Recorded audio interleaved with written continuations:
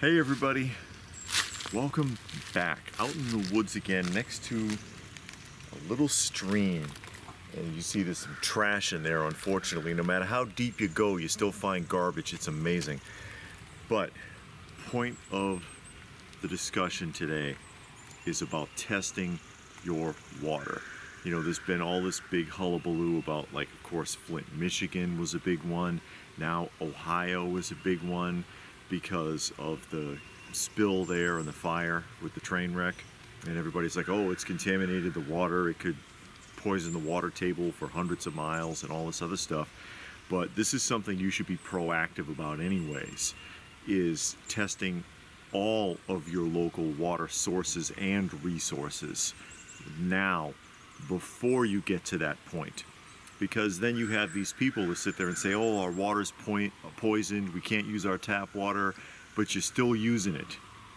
You're still using that water a lot of the time. These people that complain about it, and they want someone to fix something, and it takes months, years, and then you still don't know if it's done. Be proactive about it now. Get a testing kit. I'm not recommending one specifically, but you can go easily on eBay, Amazon, find a water testing kit. I recommend getting something that has at least 16 points of testing, 16 different elements that it searches for. And they're pretty simple. They're usually just strips that you dip into a sampler. Test every source. Test your tap water before and after boiling. Test if you have any local streams, creeks, a lake, a river, a pond near you. Test it. And if it tests anything negative, boil it and test it again. If you have bottled water that you collect from a source, and you should have bottled water put up anyways, for in case there's a water emergency. I hope that you are preparing for water as well as anything else, and you've got something put away, because humans use a lot of water. You don't realize until you don't have it just how much we use even just on a daily basis. But if you get like a Walmart 24 pack of water, or a supermarket, whatever supermarket is near you, crack one of those bottles open and test it, because you never know. Also, if you've got water stored like that, you got to remember to rotate it, because as the plastic breaks down, or not so much the plastic, because plastic typically doesn't break down, that's the problem, but the chemicals that are used to assemble it can break down inside that bottle and contaminate it over time, which is why water actually has an expiration date.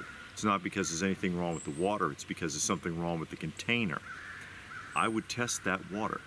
I would test water that I put through a filtration system, just to make sure that filtration system's doing what it's supposed to. But test all those waters, all those different water sources and resources that you have around you in your immediate area, wherever you're living, just in case you have to fall back on one of those. Tap water's not running anymore, or it's poisoned. Can I trust any of the local water if I had to? Can I trust my bottled water? These are things that you should find out now. And those testing kits, they're typically pretty cheap. You know, you can get a 100-pack of like a multi-testing kit, like $15, $20. I think it's well worth looking into. So, just throwing that out there, just trying to get people to get ahead of the game. Maybe it's something you haven't thought of before, and it would probably be a good idea if you did.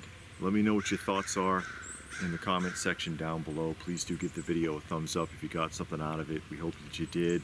Share it if you can, all that good stuff. If you saw random cat images in the video and you're new to the channel and you're like, what the hell's the deal with that?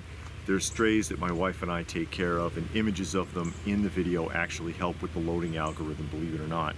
If you'd like to help the channel out, or the cats for that matter, there are links for that down below. Every little bit helps, and we sure do appreciate it. And if that's it, then what more can I say but stay frosty, folks? And thanks for watching.